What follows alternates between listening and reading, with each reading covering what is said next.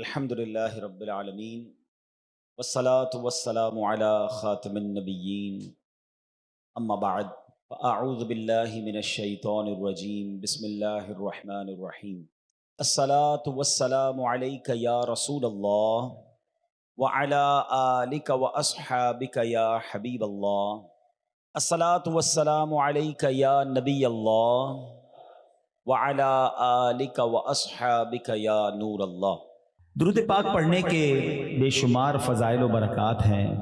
صحابہ کرام علیہ رضوان فرماتے ہیں کہ جہاں اللہ کے حبیب علیہ الصلوۃ والسلام پر درود پڑھا جاتا ہے وہاں سے ایک ایسی خوشبو نکلتی ہے جس کو فرشتے آسمانوں پر محسوس کرتے ہیں۔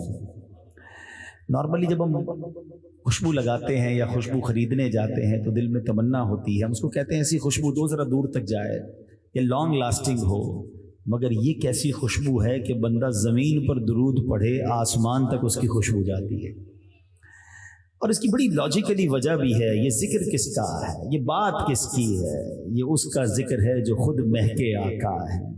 میرے آقا کیسے مہکے ہیں؟ پوچھو بریلی کے تاجدار سے، فرماتے کیا مہکتے ہیں مہکنے والے ہیں۔ بڑے آئے مہکنے والے، بڑے بڑے پرفیوم لگائے، بڑے مہنگے لوگ عطر لگاتے ہیں، مگر امام عشق و محبت کہتے ہیں کیا مہکتے ہیں مہکنے والے، بو پہ چلتے ہیں بھٹکنے والے ہیں۔ یعنی آقا کو جب تلاش کرنا ہوتا تھا نا صحابہ کرام کو، آج کل نارملی، پہلے زمانے میں بڑا مسئلہ تھا آج سے 5-7 سال پہلے کہ جناب کدھر آنا ہے تو کہتے بھائی فلاں جگہ پر آنا، تیسری گلی میں مڑ جانا، اس کے بعد لال رنگ کا کوئی گیٹ نظر آئے تو الٹی گلی میں مڑ جانا، بندہ یہ ڈھونڈتا رہتا تھا۔ اب تو لوکیشن بھیج دیتے ہیں، بندہ فوراً جگہ پر پہنچ جاتا ہے۔ مگر صحابہ کرام علیہ رضوان کے پاس بھی ایک نیویگیشن سسٹم تھا، ایک لوکیشن سسٹم تھا۔ ان کو جب نبی پاک کو تلاش کرنا ہوتا تھا نا، پوچھتے نہیں تھے آقا کہاں گئے ہیں، گلی کے کنارے، سڑک کے کنارے کھڑے رہتے تھے، خوشبو بتاتی تھی آقا یہاں سے گئے۔ شناخت کیسے ہوتی تھی؟ بریلی کے تاجدار سے پوچھو، وہ فرماتے عنبر زمین، عبیر ہوا، مشک تر غبار۔ کہتے گلی کا حال کیا ہو جاتا تھا کہ زمین عنبر جیسی ہو جاتی، غبار مشک جیسا ہو جاتا، ہوا عبیر ہو جاتی۔ فرماتے عنبر زمین، عبیر ہوا، مشک تر غبار، ادنا سی یہ شناخت تیری راہ گزر کی ہے۔ بلکہ سچی بات بتاؤں، وہ تو 1400 سال پرانی بات تھی نا۔ آج بھی کسی کو مدینے لے جاؤ، عاشق رسول ہو، دل جو ہے وہ عشق رسول سے بھرا ہوا ہو، آنکھوں پہ پٹی باندھ دو، اسے نہ بتاؤ کہاں لے جا رہے ہو، وہ مدینے میں داخل ہوگا تو بتا دے گا یہ ہوائیں اور ہیں، یہ فضائیں اور ہیں۔ شاعر کہتے ہیں نا، عرصہ ہوا طیبہ کی گلیوں سے وہ گزرے ہیں، عرصہ ہوا طیبہ کی گلیوں سے وہ گزرے ہیں، اس وقت بھی گلیوں میں خوشبو ہے پسینے کی۔ آج بھی گلیاں مہک رہی ہیں، ایسے میرے آقا مہکنے والے ہیں۔ اچھا، پھر صرف پسینہ مبارک کی خوشبو، دیکھیں ایک بات ذرا لاجیکلی سمجھیے گا، نوجوان بیٹھے ہیں آج کل بہت زیادہ جناب فالوئنگ چلتی ہے، میں فلاں کا فین، میں فلاں کا دیوانہ، میں تو اس کو فالو کرتا ہوں، اس کے ہیئر اسٹائل، اس کے کپڑے، اپنے پرس میں تصویریں لگائیں گھوم رہے ہوتے ہیں۔ دنیا میں جس حسین سے، جس با کمال سے محبت کرتے ہو نا، کبھی چیک کرنا اس کے پسینے سے بدبو آتی ہے۔ ہم تو خوشبو لگاتے پتہ کیوں ہے؟ میرا اور آپ کا خوشبو لگانے کا مقصد کیا ہے؟ کہ میرے اور آپ کے پسینے سے جو بو نکلتی ہے نا، اس سے کسی کو تکلیف نہ ہو، مجھے بھی نہ ہو، کسی اور کو بھی نہ ہو۔ باڈی سپرے بندہ کرتا ہے، عطر لگاتا ہے، مگر میرے آقا وہ ہیں جن کا پسینہ مشک سے زیادہ خوشبودار ہے۔ اچھا، کیسا خوشبودار ہے کہ ایک بار صحابی رسول آئے، وہ کہتے ہیں حضور بچی کی شادی ہے اور خوشبو چاہیے۔ عرب کے لوگ بڑی خوشبو لگاتے ہیں، میں اللہ سے دعا کرتا ہوں رب کریم آپ کو جلدی جلدی مکے مدینے کی حاضری عطا فرمائے۔ جب وہاں جائیں گے بڑی مہنگی مہنگی عطر کی دکانیں ہیں، بڑا مہنگا عطر، وہ خوشبو بڑی شوق سے لگاتے ہیں۔ تو صحابی رسول نے کہا حضور بچی کی شادی، خوشبو چاہیے۔ پیارے آقا علیہ الصلوۃ والسلام نے ان کو پیسے نہیں دیے کہ یہ پیسے لو جا کے عطر خرید لو، فرمایا کل آنا، کھلے منہ والی شیشی لے کر آنا، ساتھ ایک لکڑی کا ٹکڑا بھی لانا۔ وہ صحابی حاضر ہوئے اور کھلے منہ والی شیشی لے کر آ گئے۔ پیارے آقا علیہ الصلوۃ والسلام نے ان کے سامنے ہی اپنے مبارک ہاتھوں سے پسینہ نکالنا شروع کیا۔ اچھا، پسینہ مبارک نکالا اور اس شیشی میں بھر دیا اور کہا کہ جاؤ اپنی بیٹی کو دے دو جس کی شادی ہونے والی ہے۔ اس سے کہو کہ جب خوشبو کی ضرورت ہے تو اسے لگا لیا کرے۔ تو صحابی بھی کتنے فرما بردار، کیسے عاشق، یہ نہیں کہتے حضور میں نے خوشبو مانگی آپ تو پسینہ دے رہے ہیں، اپنے گھر پہنچ گئے اپنی بیٹی کو دیا۔ اللہ اکبر، وہ بیٹی بھی فرما بردار۔ آج کل تو دلہنوں کی لسٹیں ہی ختم نہیں ہوتی، وہ صحابیہ بھی ہیں، آقا کی امتی ہیں، صحابی کی بیٹی ہیں، کہتی مرحبا۔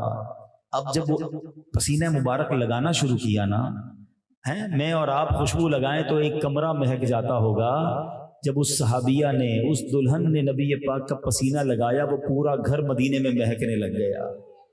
حدیث کی کتابیں اٹھائیں، حدیث کی کتابوں میں اس گھر کو بیت المطیبین، خوشبو والا گھر مشہور ہو گیا، کیونکہ میرے آقا کا پسینہ وہاں استعمال ہوتا ہے۔ اللہ اکبر، جب میرے آقا ایسا کمال دکھائیں، ایسا معجزہ عطا فرمائیں، پسینے کی ایسی خوشبو عطا فرمائیں، تو قلم رضا کیسے خاموش رہ سکتا ہے؟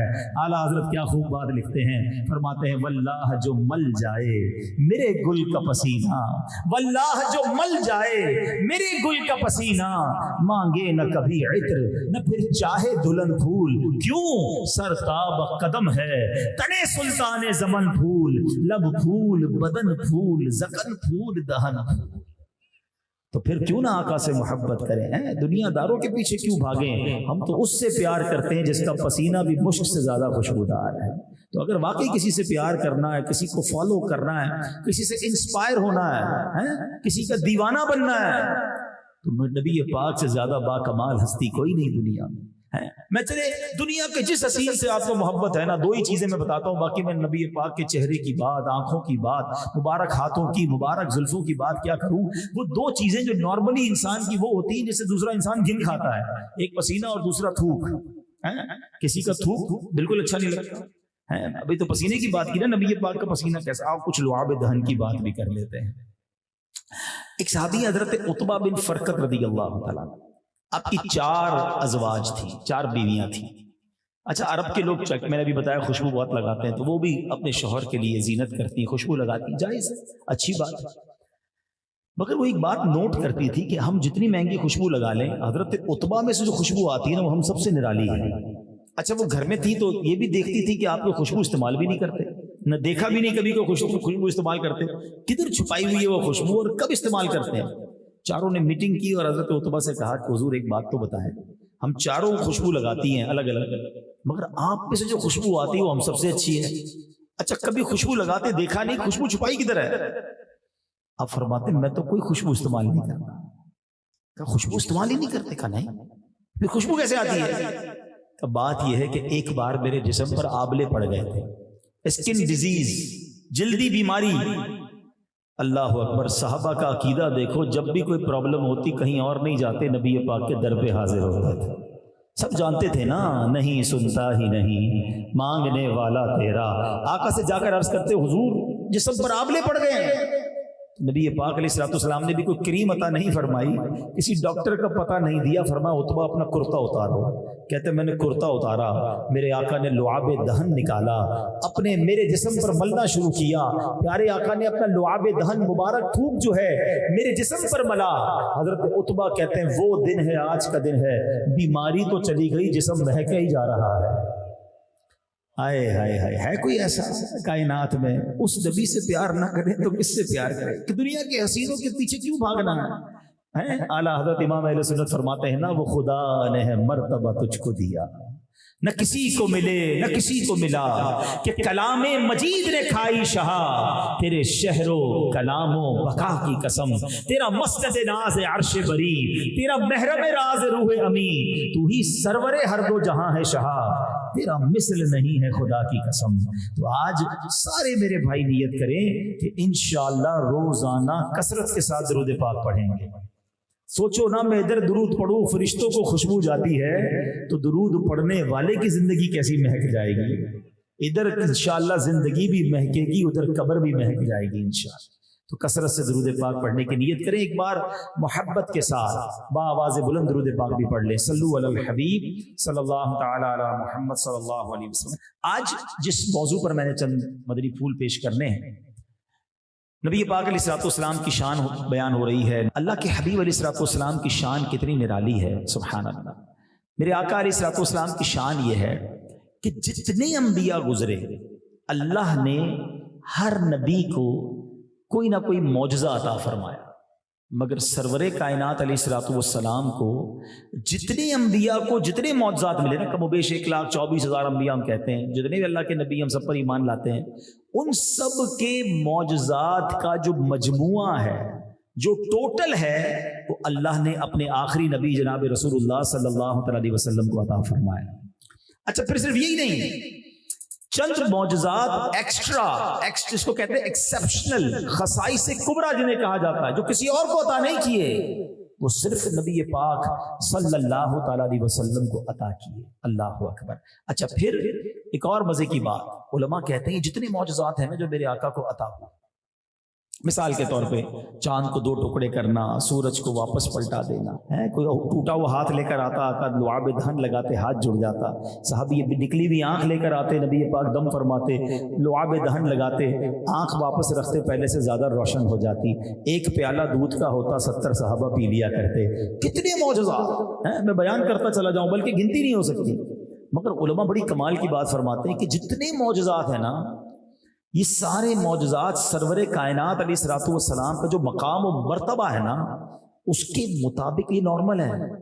ہاں، کیونکہ نبی پاک کی جو شان ہے نا، اب وجہ تخلیق کائنات ہے، یہ نارمل سی بات ہے۔ آقا علیہ الصلوۃ والسلام چاند کے 2 ٹکڑے فرما دیں، سورج کو واپس پلٹائیں، فرماتے صرف 2 معجزات ایسے ہیں، ان تمام معجزات میں 2 معجزات ایسے ہیں کہ جو نبی پاک کی شان بیان کرتے ہیں، جو آقا کا کیلیبر ہے، سٹیٹس ہے، مقام ہے بارگاہ الہی میں، اس کے مطابق جو معجزات ہیں وہ 2 ہیں، جو بتاتے ہیں کہ سرور کائنات علیہ الصلوۃ والسلام کتنی بڑی ہستی اور آپ کا مقام کیا ہے۔ اس میں ایک معجزہ کون سا ہے؟ وہ معجزہ ہے معراج مصطفیٰ۔ ہاں، اللہ کو کسی نے بھی نہیں دیکھا تھا، سر کی آنکھوں سے رب کا کسی نے دیدار نہیں کیا۔ ایک بار کوشش کی تھی حضرت موسیٰ علیہ نبینا علیہ السلام سے۔ حضرت موسیٰ کون ہے؟ کلیم اللہ۔ What is the meaning of کلیم اللہ؟ اللہ سے ہم کلام ہوتے تھے، بات کرتے تھے۔ اچھا، دنیا کا بھی دستور ہے کہ آپ کسی کی بڑی عزت کرتے ہو، رسپیکٹ کرتے ہو، اور آپ کی اس سے بات ہو اور آپ اسے دیکھا نہ ہو ابھی تک، تو آپ کیا چاہتے ہیں کہ یار بات تو ہوتی ہے، دیدار بھی ہو جائے، اتنی بار بات ہوئی، کبھی ملاقات بھی ہو جائے۔ تو حضرت موسیٰ کو شرف تھا کہ اللہ سے بات کرتے تھے، کلام کرتے تھے۔ عرض کیا، یا اللہ، کلام کا شرف تو دے دیا، اب اپنا دیدار بھی کرا دے۔ آپ نے ریکویسٹ کی، ارشاد کیا ہوا؟ لن ترانی، اے موسیٰ تم مجھے نہیں دیکھ سکو گے۔ آپ کی ریکویسٹ ہے اور وہاں سے منع کر دیا گیا، اور اب ایک پہاڑ پر اللہ نے اپنے نور کی تجلی نازل فرمائی۔ حضرت موسیٰ اس تجلی کو بھی نہ دیکھ پائے، تاب نہ لا سکے، اور آپ بے ہوش ہو گئے۔ ٹھیک ہے، سمجھیے گا بات کو۔ آج تھوڑا سا فرق سمجھو کلیم اللہ اور حبیب اللہ میں۔ حضرت موسیٰ کلیم اللہ ہے، ریکویسٹ کر رہے ہیں، منع کر دیا گیا۔ تجلی جب نازل ہوئی تو آپ تاب نہ لا سکے، بے ہوش ہو گئے۔ اور ادھر میرے آقا مکہ پاک میں ام ہانی کے گھر آرام فرما رہے ہیں۔ 27ویں رجب کی رات ہے، جبریل امین آتے ہیں، جگاتے اور کہتے حضور رب نے بلایا ہے۔ ادھر منع کیا جا رہا ہے، ادھر بلوایا جا رہا ہے۔ اس خوبصورت بات کو بریلی کے تاجدار کیسے لکھتے ہیں؟ آپ فرماتے ہیں تبارک اللہ شان تیری، تجھی کو زیبا ہے بے نیازی۔ اے اللہ تیری شان بے نیازی بھی کمال کی ہے، تیری شان نرالی ہے۔ یا اللہ کہیں تو منع فرما رہا ہے، لن ترانی فرمایا جا رہا ہے، اور کہیں محبوب کو بلایا جا رہا ہے۔ سنو اعلیٰ حضرت کیا کہتے ہیں؟ تبارک اللہ شان تیری، تجھی کو زیبا ہے بے نیازی۔ کہیں تو وہ جوش لن ترانی، کہیں تقاضے وصال کے تھے، کہیں تو بلایا جا رہا ہے۔ تو یہ شان ہے میرے آقا کی کہ سارے انبیاء کے جو معجزات وہ دیے گئے، اور پھر ایک ایسا معجزہ، وہ معراج، رب نے اپنا دیدار کروایا۔ اور دوسرا معجزہ جس پر آج میں نے بات کرنی ہے، دیکھو نا، جتنے معجزات ہیں، ہم میں سے کسی نے معجزے دیکھے تو نہیں نا؟ جب بھی سنتے ایمان تازہ ہو جاتا ہے، بچپن سے سن رہے ہیں، صحیح کئی 100 بار معجزے سنے ہیں، مگر مزے کی بات ہے جتنی بار سنتے ہیں دل خوش ہوتا ہے، ایمان تازہ ہوتا ہے۔ اس کی وجہ ہے، اس کی وجہ پتہ کیا ہے؟ جس سے پیار ہوتا ہے نا، جب بھی اس کی تعریف کرو محبوب کی اچھی لگتی ہے۔ جتنے عاشق رسول ہوں گے نا، وہ 1000 بار نبی پاک کی تعریف سنیں، ایک ہی واقعے کو بار بار سنیں، جب بھی سنتے ہیں ایمان تازہ ہوتا ہے، کیونکہ محبوب کی بات ہو رہی ہے، حبیب کی بات ہو رہی ہے۔ تو سبحان اللہ، لیکن we are not there، ہم ادھر تھے نہیں، ہم تو 1400 سال بعد سن رہے ہیں، مگر ایک معجزہ ایسا ہے میرے پیارے اسلامی بھائیوں جو آج بھی ہمارے درمیان موجود ہے، ہم آج بھی اس کی برکتیں لے سکتے ہیں۔ اور ایک اور مزے کی بات بتاؤں، وہ سب سے بڑا معجزہ، اس کو اعظم المعجزات کہا گیا، the biggest miracle of رسول اللہ صلی اللہ تعالیٰ علیہ وسلم، سب سے بڑا معجزہ ہے اور ہمارے پاس ہے۔ اب وہ کون سا معجزہ ہے؟ وہ معجزہ ہے قرآن مجید فرقان حمید۔ ہاں، یہ سب سے بڑا معجزہ ہے۔ اللہ نے فرمایا کہ اگر ہم اس کو کسی پہاڑ پر نازل کرتے، وہ پہاڑ بھی ریزہ ریزہ ہو جاتا اللہ کے خوف سے۔ پھر کہاں نازل کرتے؟ پہاڑ تو بڑا مضبوط ہوتا ہے نا۔ اب اللہ نے قلب مصطفیٰ صلی اللہ تعالی علیہ وسلم کو وہ طاقت بخشی کہ قرآن آپ کے قلب اقدس پر نازل ہوتا ہے۔ اور سبحان اللہ، اللہ نے اس کی حفاظت کا انتظام کیسا کیا کہ آج 1450 سال گزر گئے، کوئی زبر زیر پیش میں فرق نہیں لا سکا، کروڑوں دلوں میں قرآن محفوظ ہے۔ ارے اس کے معجزات، اس کے اعجاز اپنی جگہ، اگر آج ہم دیکھنا چاہتے ہیں اس کا معجزہ یا اس کا کمال، دنیا میں کوئی کتاب نہیں، آپ کوئی فارسی کتاب نہیں بتا سکتے کہ جو کسی پنجابی بولنے والے نے یاد کی ہو، کوئی پنجابی کتاب نہیں بتا سکتے جو کسی فرینچ بولنے والے نے یاد کی ہو، کوئی جرمن لینگویج بولنے والے نے جناب اسپینش کتاب یاد کی ہو۔ 2-4 لوگ کر لیں تو الگ بات ہے، مگر قرآن کا یہ اعجاز ہے کہ دنیا بھر کی بولی بولنے والے عربی میں قرآن پاک کو اپنے دلوں میں یاد کر لیتے ہیں۔ 5-6 سال کا بچہ یاد کر لیتا ہے، یہ قرآن کا کمال ہے۔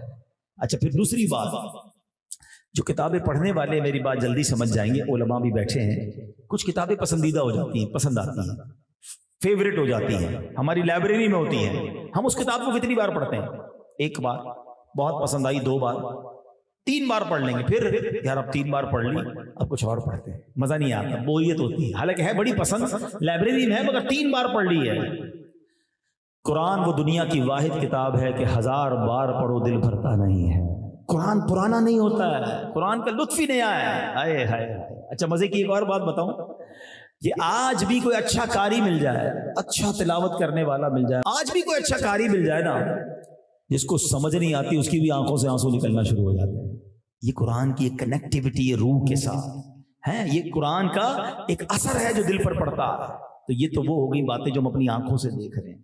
تو اے میرے پیارے اسلامی بھائیوں، قرآن ہمارے درمیان موجود ہے۔ ہمارا دعویٰ ہے کہ ہمیں پیارے آقا علیہ الصلوۃ والسلام سے بڑی محبت ہے، مگر میرا سوال یہ ہے کہ قرآن سے ہماری کنیکٹیوٹی کتنی ہے؟ قرآن ہم کتنا پڑھتے ہیں؟ ہم میں سے کتنے ایسے جنہوں نے قرآن پڑھا، سمجھا، غور کریں؟ یہ اچھی بات نہیں ہے کہ ہم 25 سال 30 سال 40 سال 50 سال 60 سال کے لوگ بھی یہاں بیٹھے ہیں اور قرآن اب تک پورا نہیں پڑھا ہوگا، کئیوں نے ترجمے سے نہیں پڑھا ہوگا، تفسیر نہیں پڑھی ہوگی۔ قرآن کس کا پیغام ہے ذرا بتائیے نا؟ اللہ کا پیغام ہے نا، اللہ کا پیغام ہے اور مومنوں کے نام ہے، مگر ہم نے نہیں پڑھا۔ ہم کیسے جواب دیں گے اللہ کی بارگاہ میں کہ یا اللہ قرآن ملا تو تھا مگر پڑھنے کا ٹائم نہیں ملا؟ ہمارا قرآن سے ایک تعلق ضرور ہے، بڑا مضبوط تعلق ہے۔ وہ کیا ہے؟ جیسے نیا گھر لینا ہے، جلدی جلدی قرآن لے کر آؤ، نئے گھر میں رکھنا ہے، نئی دکان پہ رکھنا ہے، نئے کاروبار میں قرآن کو بڑا اچھا زلدان میں رکھ دیں گے، چومیں گے بس۔ اچھا، زیادہ سے زیادہ پھر کیا کریں گے؟ یار وہ ذرا مولانا صاحب بچوں کو بھیج دیجیے گا، گھر پہ قرآن خوانی کرانی ہے۔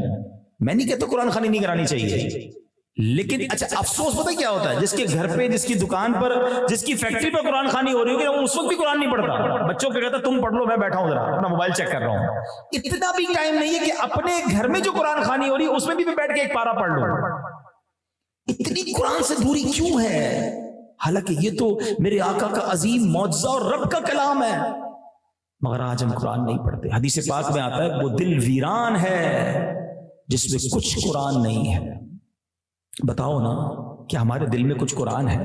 اور احادیث میں یہ بھی مضمون ملتا ہے کہ میں نہیں کہتا الف لام میم ایک حرف ہے، الف ایک حرف ہے، لام ایک حرف ہے، میم ایک حرف ہے، ہر حرف کے بدلے 10 نیکیاں۔ ایک صحابی رسول قرآن کی تلاوت کر رہے تھے، ان کا گھوڑا بتکنے لگا، باہر آئے، 2-3 بار ایسا ہوا، آسمان پر دیکھا تو پورے آسمان پر عجیب منظر تھا۔ صبح نبی پاک علیہ الصلوۃ والسلام سے ان صحابی نے عرض کی حضور رات بڑا عجیب منظر تھا، آسمان پر عجب کمکمے لگے تھے، ایسا لگ رہا تھا جھومر لگے ہوئے ہیں۔ نبی پاک نے فرمایا اے اسید، ان صحابی کا نام اسید تھا، وہ فرشتے تھے جو تمہاری تلاوت سن کر نیچے آ رہے تھے، اگر تم تلاوت جاری رکھتے تو صبح سارے شہر والے فرشتوں کا دیدار کر لیتے۔ اگر چاہتے ہو نا تمہارے گھر پر فرشتے نازل ہوں، اگر چاہتے ہو تمہارے کاروبار پر فرشتے نازل ہو تو قرآن پڑھے نا، لیکن قرآن سے اتنی دوری ہے۔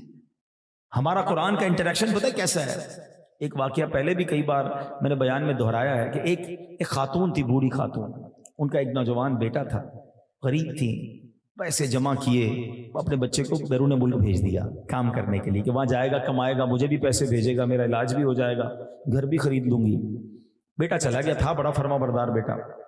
ایک مہینے بعد اس کا خط آیا، خاتون نے خط دیکھا، پڑھنا تو آتا نہیں تھا، خط چوما، آنکھوں سے لگایا، میرے بیٹے نے ولایت سے خط لکھا ہے، دراز میں رکھ دیا۔ اگلے مہینے پھر خط آیا، پھر چوما، پھر دراز میں رکھ دیا۔ ہر مہینے خط آتا تھا، پڑھنا آتا نہیں تھا، چومتی رہی، آنکھوں سے لگاتی رہی، دراز میں ڈالتی رہی، لیکن پیسے نہیں تھے، بیماری بڑھتی گئی، آخر وہ عورت انتقال کر گئی۔ پڑوس کے لوگ آئے، دراز کھولی تو بہت سارے خط ملے، اور جب ان خطوں کو کھولا گیا، ان لیٹرز کو کھولا گیا تو ہر انویلپ میں، ہر خط کے ساتھ ایک منی آرڈر تھا۔ وہ بیٹا بیچارہ ہر مہینے ماں کو پیسے بھیجتا تھا، ماں ان پڑھ تھی، چومتی تو تھی مگر کھولتی نہیں تھی، پڑھتی نہیں تھی، ہزاروں لاکھوں روپے آ چکے تھے مگر ماں کو ملے نہیں، علاج بھی نہیں ہو سکا، ماں دنیا سے چلی گئی۔ یہ تو ایک واقعہ ہے، مگر ہمارا قرآن سے کیا تعلق ہے؟ چومتے ہیں، آنکھوں سے لگاتے ہیں، گھر میں رکھتے ہیں، کبھی کھولو تو صحیح اندر کتنے خزانے ہیں، اللہ نے کتنی نعمتیں بھیجی ہیں۔ قرآن میں شفا ہے، قرآن میں برکت ہے، قرآن میں ہمارے لیے رہنمائی ہے، مگر قرآن پڑھنے کے لیے کوئی تیاری نہیں ہے۔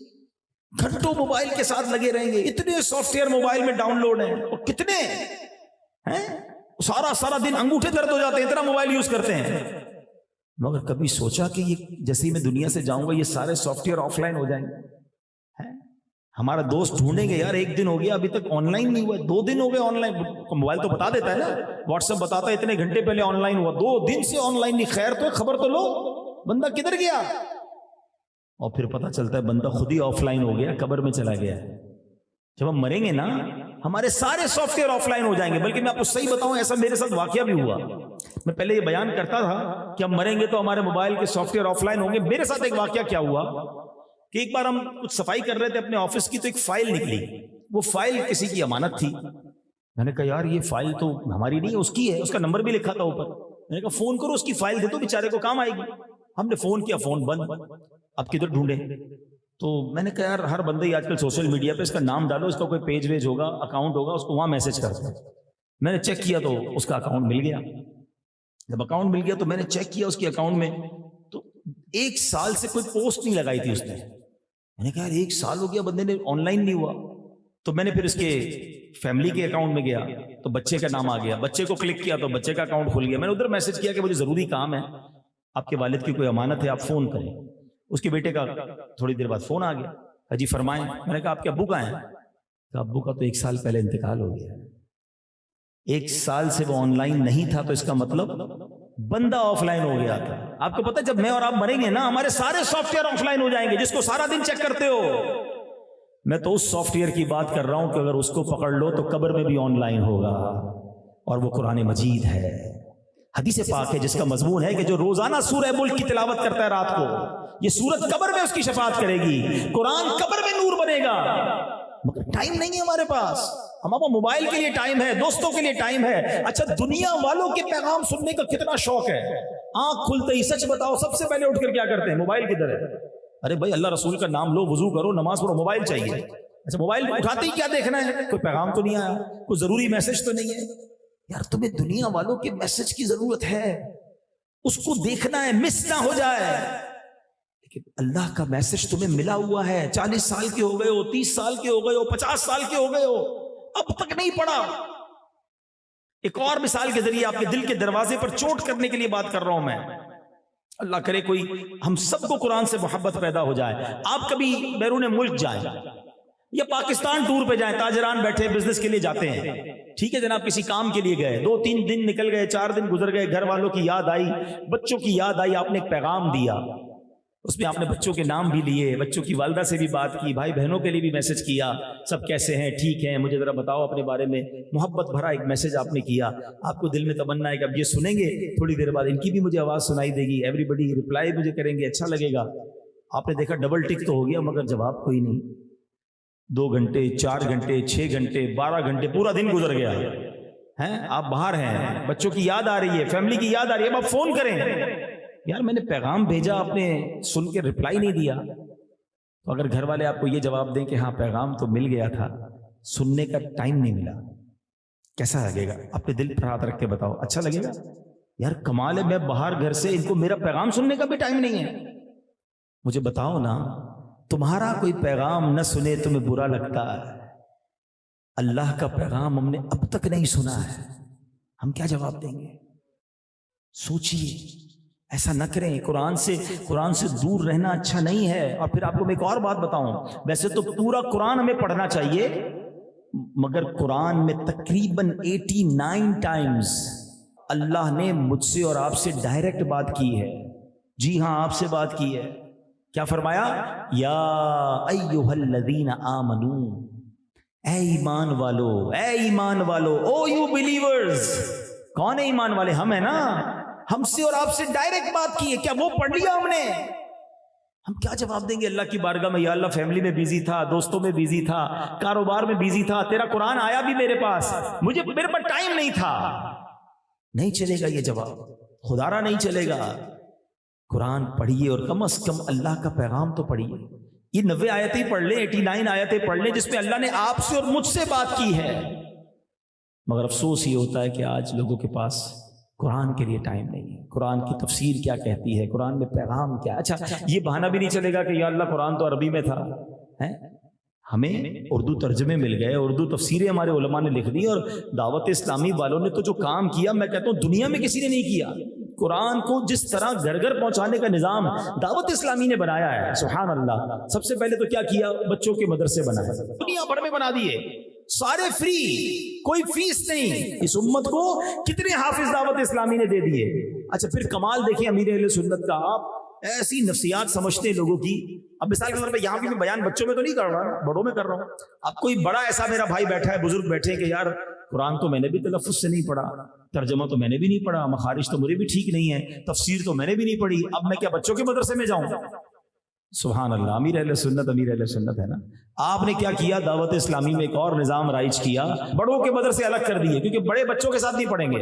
اچھا بڑوں کے لیے مدرسے ایسے نہیں بنائے کہ کاروبار چھوڑ کے مدرسے میں آ جاؤ, نہیں, کاروبار, جاب, اسکول سب اپنا اپنا کر لو کام. رات کو مغرب کے بعد, عشاء کے بعد علاقے کی مسجدوں میں دعوت اسلامی والے مدرسہ لگاتے ہیں, 15 منٹ کے لیے آ جائیں, اپنی تلاوت مخارج ٹھیک کر لیں اور جائیں, پھر گھر جا کے قرآن پڑھنا شروع کر دیں. ہزاروں کی تعداد میں مدرسے پوری دنیا میں بن گئے. اچھا پھر ایک اور طبقہ, شیطان بھی تو ہے نا, دماغ میں وار کرتا ہے, یار مولانا صاحب مسئلہ یہ ہے کہ کاروبار سے میں لیٹ آتا ہوں, گھر آتا ہوں تو بچوں کو ٹائم دینا ہوتا ہے. حالانکہ سچی بات یہ سارے کام چھوڑ کے قرآن پڑھنا چاہیے تھا. چلو پھر بھی جو یہ کہتا ہے کہ نہیں یار میرے پاس ٹائم بہت کم ہوتا ہے, میں لیٹ فارغ ہوتا ہوں, دعوت اسلامی والوں نے کمال کیا, فیضان آن لائن اکیڈمی بنا دی ہے. اور یہ آن لائن مدرسہ کمال کا مدرسہ 24 گھنٹے چلتا ہے. آپ کو جو ٹائم اویلیبل ہے آپ پڑھ لیں, آدھا گھنٹہ موبائل سے کنیکٹ ہو, قاری صاحب بیٹھے ہوں گے, آپ کو 1 to 1 قرآن پڑھا دیں گے, ترجمہ پڑھا دیں گے, تفسیر پڑھا دیں گے. یعنی کوئی وہ طریقہ کہ جو آپ سمجھتے ہیں. اچھا پہلے لوگ کہتے تھے یار پرانی اردو میں ترجمے ہیں, بڑا مشکل ہے ترجمہ سمجھنا. اللہ سلامت رکھے ہمارے مفتی قاسم صاحب کو ترجمہ قرآن کنز العرفان عطا فرما دیا. یار تفسیر ذرا پرانی اردو میں سمجھ نہیں آتی, نئی اردو میں تفسیر قرآن صراط الجنان لکھ دی. اب کوئی کہے جناب تفسیر قرآن صراط الجنان خریدنے کے لیے 4-5 ہزار روپے چاہیے, ویسے مہنگے جوتے, مہنگی گڑیاں, سارے شوق پورے کر رہے ہیں, قرآن کی تفسیر نہیں خریدنی. چلو یہ بہانہ بھی توڑا ختم کر دیتے ہیں. دعوت اسلامی والوں نے پوری تفسیر جو ہے دعوت اسلامی کے پیج dawat-islami.net پہ فری ڈال دی کہ فری میں جا کے ڈاؤن لوڈ کر لو بھائی. اچھا جناب پھر تھوڑی مشکل ہے, اردو پڑھنی سانو نہیں آندی, اب کہاں سے پڑھیں, یہ بہانہ ختم کیسے کریں؟ اس کے لیے کیا کیا, دعوت اسلامی والوں نے تفسیر قرآن آڈیو میں جاری کر دی. پڑھ نہیں سکتے, سننا شروع کر دو. مطلب وہ کون سا اسٹیپ ہے, یعنی ہماری ہر وہ بات پوری کر دی. پڑھ نہیں سکتے, ہمارے نابینا لوگ ہمیں ملے ماشاءاللہ, کہتے ہیں جو آڈیو میں تفسیر قرآن ہے, ہم نابینا, ہم تو نہیں پڑھ سکتے, ہم تو کبھی زندگی میں تفسیر قرآن نہ پڑھ سکتے. آج ہم آڈیو سنتے ہیں تو انشاءاللہ ہمیں قرآن پاک سمجھ آنے لگ گیا ہے, اللہ کا پیغام سمجھ رہے ہیں. اگر اتنے سارے آپشن موجود ہوں اور پھر بھی ہم قرآن نہیں پڑھتے, پھر بھی ہم قرآن نہیں سمجھتے, تو بتائیں پھر قصور کس کا ہے؟ اور میں اس بیان کے آخر میں ایک آیت بھی آپ کے سامنے وہ رکھنا چاہتا ہوں کہ جو میں نے کہا نا کہ 89 کے قریب آیت ہے, اے ایمان والو, کیونکہ وہ ساری تو میں آج بیان نہیں کر سکوں گا, لیکن آپ کو ایک طریقہ بتاتا ہوں کہ روز کی ایک آیت آپ پڑھیں اس کا ترجمہ اور تفسیر. اچھا پھر آپ کہیں گے ہم قرآن میں ہم 89 آیتیں کیسے ڈھونڈیں گے, 6000 سے زیادہ آیتیں. اے بھی تھوڑا کم دعوت اسلامی نے آسان کر دیا, ایک کتاب ہی الگ بنا دی ہے. ہن بولو ہیں, اس کتاب کا نام ہی اے ایمان والو ہے. وہ ساری 89 آیتیں الگ کر کے کتاب بنا دی. مکتبۃ المدینہ سے لے لو, خریدنی نہیں ہے, خرچہ نہیں کرنا, کوئی بات نہیں. دعوت اسلامی .net پر جا کر ڈاؤن لوڈ کر لو بھائی, اپنے موبائل میں جمع کر رکھ لو اور روز کی ایک آیت پڑھ لو. 90 دن کے بعد کم از کم یہ تو دل کو سکون ہوگا کہ میں نے جو 40 سال میں نہیں سیکھا تھا, 90 دن بعد وہ ساری آیتیں پڑھ لی ہیں جس میں رب نے مجھ سے بات کی ہے. شرمندگی تو نہیں ہوگی نا یار, ٹھیک ہے. اچھا تو یہ بہرحال آپ نے سن لیا. اب میں ایک آیت کم از کم بیان کرتا ہوں, پھر انشاءاللہ اپنے بیان کو کنکلوڈ کرتے ہیں. اللہ کریم نے, ویسے تو یہ ساری آیتیں پڑھنے والی اور سب میں شاندار میسیجز ہیں. اللہ قرآن میں فرماتا ہے سبحان اللہ, یا ایھا الذین آمنوا اتقوا اللہ وکونوا مع الصادقین. اللہ قرآن میں فرماتا ہے اے ایمان والو. مجھ سے اور آپ سے بات ہو رہی ہے, ڈائریکٹلی آرڈر فرام اللہ سبحانہ و تعالی. ڈائریکٹ اللہ مجھے اور آپ کو ایک حکم ارشاد فرما رہا ہے, ہمیں پیغام مل رہا ہے, اے ایمان والو اللہ سے ڈرو اور سچوں کے ساتھ ہو جاؤ. کتنی مختصر آیت ہے, مگر یقین کریں اگر ان دو چیزوں پر عمل کر لینا بیڑا پار ہے, سارے کام سیدھے ہو جائیں گے. اللہ کا دل میں خوف آ جائے نا. پرابلم یہ ہے ہمیں دنیا والوں کا خوف ہے, میں اللہ کا خوف نہیں ہے. یار دوست نہ دیکھ لے, والد نہ دیکھ لیں, ذرا پڑوسی نہ دیکھ لے, کہیں اور چلتے ہیں یار. یہ والا گناہ والا کام جو ہے نا فیصلہ آباد میں نہیں کرتے, کہیں اور چلتے ہیں. بندہ چھپ چھپ کے جاتے ہیں گناہ کرنے کے لیے, علاقہ بدل کے. یار لائٹ بند کر دو, ہیڈ فون لگا لو, کوئی دیکھ نہ لے. کہیں بھی چلے جاؤ رب دیکھ رہا ہے, اللہ دیکھ رہا ہے. اللہ کا خوف ہونا چاہیے. ہمیں دنیا کا خوف ہے. کاروبار میں گورنمنٹ نہ دیکھ لے, ٹیکس والے نہ دیکھ لیں, اس کا خوف ہے. کوئی اور نہیں دیکھ رہا, جو بےمانی کرنی کر لو. کوئی ناپ تول میں کمی کر رہا ہے, کوئی اپنے سودے میں ملاوٹ کر رہا ہے, ہاتھ جوڑ کر عرض کروں گا تھوڑے پیسے اگر اللہ نہ کرے کوئی جھوٹ بول کر ملاوٹ کر کے اپنے غلے میں کوئی گڑبڑ کر کے بڑھا بھی لے گا, کیا کرے گا ان پیسوں کا؟ یہ حرام کی روزی بربادی لاتی ہے. ایک بار نبی پاک علیہ الصلوۃ والسلام ایک غلے والے کے پاس گئے اور آپ نے غلہ دیکھا, وہ ڈھیر غلے کا بڑا اچھا تھا. آپ نے اندر ہاتھ ڈالا تو اندر سے گیلا تھا. پیارے آقا علیہ الصلوۃ والسلام نے فرمایا یہ کیا ہے؟ تو کہا حضور بارش آئی تھی, یہ بارش کی وجہ سے گیلا ہو گیا. تو آقا علیہ الصلوۃ والسلام نے فرمایا کہ اس گیلے کو اوپر کیوں نہیں رکھا؟ اگر بارش سے گیلا ہو گیا تھا تو اوپر رکھتے نا, تاکہ گاہک کو پتہ چلتا کہ گیلا مال ہے, اس میں پانی ہے, تم نے چھپا دیا اس کو نیچے. اور پھر وہ تاریخی جملہ ارشاد فرمایا, من غش فلیس منی, جو دھوکہ دے وہ ہم میں سے نہیں. اب ذرا غور کرو, اس حدیث کی شدت کو محسوس کرو. اگر آقا ہی فرما دے کہ تم ہم میں سے نہیں, تو شفاعت کس سے لیں گے؟ ہیں جنت میں کس کے پیچھے جائیں گے؟ دامن میں کس کے جا کے چھپیں گے اگر نبی پاک ہی ناراض ہو گئے؟ مگر آج افسوس یہ ہے کہ جس کو جدھر دھوکے کا موقع ملتا ہے, جس کو جدھر چانس ملتا ہے, وہ ادھر ڈنڈی مار لیتا ہے. ٹھیلے والے کے پاس جاؤ تو جناب اوپر اچھے اچھے فروٹ رکھے گا, پوری پیٹی لے کر آؤ, آدھی نیچے سے خراب نکلتی ہے. اس کو کیا کرے گا ان پیسوں کا؟ سودا بھرتے ایک آدھا سیب کم کر لے گا, یا اللہ نہ کرے تو بٹے ایسے مٹی والے رکھے گا کہ اس کا وزن زیادہ ہو جائے. کہ تھوڑے سے پیسوں سے کیا کر لو گے یار؟ ان چیزوں کو بچوں کو کھلاؤ گے؟ یعنی ادھر اتنا برا حال ہو گیا, اتنی بے خوفی ہو گئی ہے کہ ملاوٹ کا حال یہ ہے کہ دوائیوں میں ملاوٹ. یار دوائی تو جان بچانے کے لیے ہوتی ہے, پتہ نہیں کیا ہو گیا لوگوں کو. خدا کا خوف پیدا کرو, کوئی دیکھے کہ نہ دیکھے, کسی کو پتا چلے کہ نہ چلے, مجھے اللہ کی بارگاہ میں جواب دینا. ایک بار غالباً یہ حضرت ابراہیم بن ادھم رحمۃ اللہ تعالی علیہ کا واقعہ, آپ کہیں جا رہے تھے بازار میں تو ایک بدماش نے ایک عورت کو پکڑ لیا, ہاتھ میں ایک چاقو تھا, بری نیت تھی, لوگ آس پاس کھڑے تھے تو کوئی آگے نہیں بڑھ رہا تھا, ہمت نہیں کر رہا تھا کہ عورت کو چھڑائے, وہ بدماش تھا. تو یہ بزرگ گئے اور اس کے کان میں کچھ کہا, تو اس کے ہاتھ سے چھری یا چاقو بھی گرا اور وہ بے ہوش ہو گیا, تھر تھر کانپنے لگا. تھوڑی دیر بعد ہوش آیا تو لوگوں نے کہا تمہیں کیا ہو گیا تھا؟ کہا یہ تو چھوڑو, یہ بتاؤ وہ بزرگ کون تھے؟ کہا وہ تو زمانے کے ولی حضرت ابراہیم بن ادھم رحمۃ اللہ تعالی علیہ. کہا تمہارے کان میں کیا کہا انہوں نے؟ کہا بس جو بھی آیا تھا اس نے میرے کان میں یہ کہا کہ جو تو اس وقت کر رہا ہے وہ رب دیکھ رہا ہے. بس میں نے یہ سنا اور مجھ پر خوف طاری ہو گیا. کاش, آمین کہہ دو, اللہ کرے کہ دل میں یہ ایسا چسپاں ہو جائے کہ جب گناہ کا جی چاہے نا, یہ دل کہے کہ اللہ دیکھ رہا ہے, مت کر, اللہ دیکھ رہا ہے. ہمیں دنیا کا خوف ہے, میرے رب کا خوف نہیں. قرآن کہہ رہا ہے ایمان والو اللہ سے ڈرو. اور پھر آگے کیا کہا؟ وَكُونُوا مَعَ الصَّادِقِينَ، سچوں کے ساتھ ہو جاؤ. یہ بھی بڑا مسئلہ ہے. ایک تو خوف خدا ختم ہو گیا، اور اس کی ایک وجہ یہ بھی ہم اچھے لوگوں کے ساتھ بیٹھتے ہی نہیں ہیں. ہماری بیٹھکیں غلط لوگوں کے ساتھ ہیں. خود بھی سچے نہیں ہیں، سچے دوست بھی نہیں ہیں، حالانکہ غلام سچے آقا کے ہیں. میرے آقا کی سچائی کا عالم پتہ ہے نا آپ کو، کہ جو کفار تھے، جو ایمان نہیں لاتے تھے، وہ بھی صادق اور امین کہتے تھے، سچا کہتے تھے. اور ہم آج حال یہ کہ کوئی سچ بولنے کے لیے تیار ہی نہیں ہے. کاروبار میں بھی جھوٹ، میری اتنے کی خرید ہے، اللہ کی قسم اتنے کی خرید ہے. ارے کیوں تم نے غلط بیانی کرنی ہے بھائی؟ کوئی کہتا میرے کوئی کپڑا لینے گئے، کوئی چیز لینے گئے، بھائی کتنے کی ہے؟ 5,000 روپے کی. بھائی 4,000 کی دے دو. کہتے 4,500 کی تو میری خرید ہے. تھوڑا آگے جاتے تو کہتے صاحب 4,000 میں لے جاؤ. ارے تمہاری 4,500 کی خرید تھی، کیوں دے دیا 4,000 میں؟ کیوں بولنا ہے جھوٹ؟ سچ بولیں. اور جھوٹ کی جو برائیاں ہیں، اللہ اکبر. حدیث پاک کا مضمون ہے کہ جو کوئی شخص ایک جھوٹ بولتا ہے نا، اس کے منہ سے اتنی بدبو نکلتی ہے کہ رحمت کا فرشتہ 1 میل دور ہو جاتا ہے. آج ہم میں سے کئی لوگ کہتے ہیں یار کاروبار میں برکت نہیں ہے، گھر میں برکت نہیں ہے، بیماریاں ختم نہیں ہوتی. تو بتاؤ نا جھوٹ کتنا بولا، سارے رحمت کے فرشتے تو دور کر دیے. ایک اور حدیث پاک میں آتا ہے، نبی پاک نے فرمایا کہ معراج کی رات تھی کہ میں نے دیکھا کہ 2 شخص میرے پاس آ کر کہنے لگے کہ جس شخص کو آپ نے شب معراج دیکھا اس کے جبڑے چیرے جا رہے ہیں، وہ بہت جھوٹا آدمی ہے. ایسی بے پر کی اڑاتا تھا کہ اس کا جھوٹ اطراف عالم میں پھیل جاتا تھا. بس قیامت تک اس کے ساتھ یہی کیا جاتا رہے گا. اچھا اب پہلے کیا ہوتا تھا؟ دوست کے ساتھ جھوٹ بولتے تھے، ایک کے ساتھ. اب سوشل میڈیا پہ جھوٹ بولتے ہیں تاکہ 1,00,000 لوگ سنیں اور ہم مر جائیں پھر بھی یہ چلتا رہے کلپ. کیوں کرنا ہے ایسا؟ کیوں کرنے غلط کام؟ تو پلیز میرے اسلامی بھائیوں اچھی صحبت اختیار کریں. اچھا کچھ لوگ پتہ کیا کہتے ہیں، یار میں شراب نہیں پیتا، میرے دوست پیتے میں تو ساتھ بیٹھتا ہوں.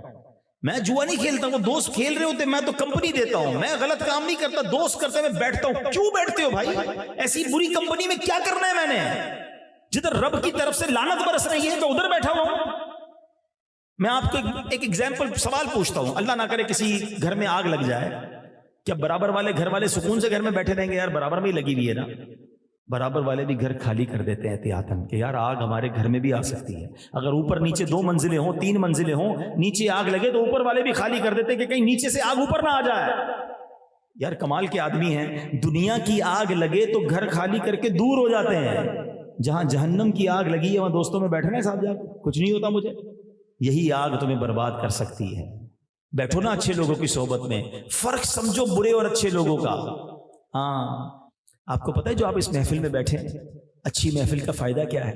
حدیث پاک کا مضمون ہے کہ اللہ کے کچھ فرشتے ہیں جو زمین پر سیر کرتے ہیں، اور جہاں بھی رب کا ذکر ہوتا ہے نا اس محفل کو اپنے پروں سے ڈھانپ لیتے ہیں. مجھے رب کی رحمت سے امید ہے کہ آج اس محفل کو میرے رب کے فرشتوں نے ڈھانپا ہوا ہوگا. ہم اللہ کے قرآن کا ذکر کر رہے ہیں، رب کے کلام کا ذکر کر رہے ہیں، ضرور اس پر رحمت ہوگی. اب جب فرشتے اللہ کی بارگاہ میں اس محفل کے بعد جاتے ہیں نا تو کیا خوبصورت کانورزیشن ہوتی ہے. اللہ فرشتوں سے فرماتا ہے فرشتوں کدھر سے آ رہے ہو؟ کہتے ہیں یا اللہ تیرے بندے تجھے یاد کر رہے ہیں، ایک جگہ بیٹھے تجھے یاد کر رہے ہیں.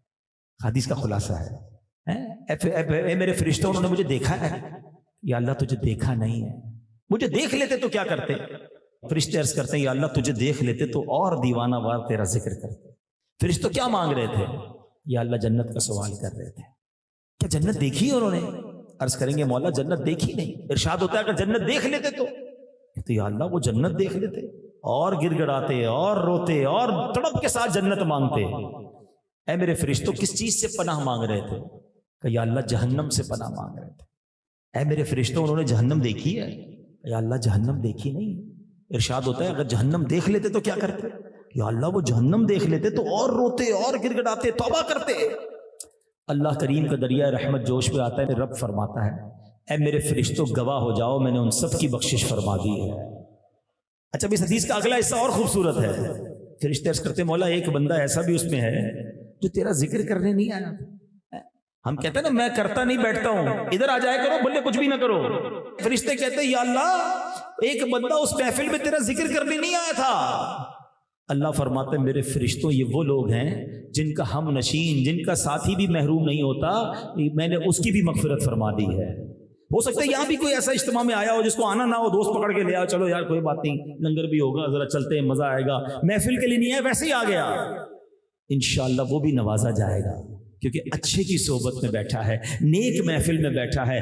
प्लीज मेरे प्यारे इस्लामी भाइयों, अगर आप कुरान वाकई पढ़ना चाहते हैं, अगर आप कुरान के नूर पर अमल करना चाहते हैं, अगर आप नेक बनना चाहते हैं, देखो ना, हमने पहले भी कई बार तौबा की है, कभी 15 शाबान, कभी 27 रमजान, रो रो कर दुआएं की हैं, फिर क्यों नहीं बदले हम? उसका एक बड़ा रीजन ये है, इज्तिमा में आते हैं तो दिल बदलता है, बाहर जाते हैं तो वही दोस्त इंतजार कर रहे होते हैं। हम टोपी लगाएं तो मजाक उड़ाते हैं, खैर तो है, मौलाना हो गया है, बार बार मस्जिद क्यों जा रहा है भाई, दाढ़ी रखे फिर मजाक उड़ाते हैं। वो हमें नेक नहीं बनने दे रहे और हम उनसे दोस्ती लगाए बैठे हैं। अगर अल्लाह का पसंदीदा बंदा बनना है ना, दोस्त अच्छे कर लो, महफिल अच्छी कर लो, संगत अच्छी कर लो। आओ आज के दौर में मैं आपको बताता हूँ अच्छे दोस्त किधर मिलेंगे। अल्लाह की रहमत से दावत इस्लामी का माहौल मौजूद है, जहाँ हमें अच्छे दोस्त मिलते हैं जो पकड़ पकड़ कर हमें मस्जिद की तरफ और सुन्नतों की तरफ बुला रहे हैं, हमारी आखिरत बेहतर करने की कोशिश कर रहे हैं। हम इनसे दूर ना भागें, हम इनके साथ हो जाएं, मदनी काफिलों में इनके साथ सफर करें। इंशाअल्लाह एक दिन आएगा कि हमारा दिल भी साफ हो जाएगा। मैं रब्बे करीम से दुआ करता हूँ अल्लाह हम सबको कुरान पाक से सच्ची दोस्ती अता फरमाए, कुरान पाक के नूर से हमारे दिलों को मुनव्वर फरमाए। एक नियत कर लो कि अब रोजाना कुछ ना कुछ कुरान पढ़ेंगे इंशाअल्लाह। कोई दिन ऐसा गुजरे ना कि जिसमें मेरी आंखें कुरान देखे ना, मेरे कान कुरान सुने ना, मेरी जबान कुरान पढ़े ना, कुछ ना कुछ कुरान में जरूर पढ़ूंगा। आमीन बिजाहिन नबी अमीन सल्लल्लाहु अलैहि वसल्लम।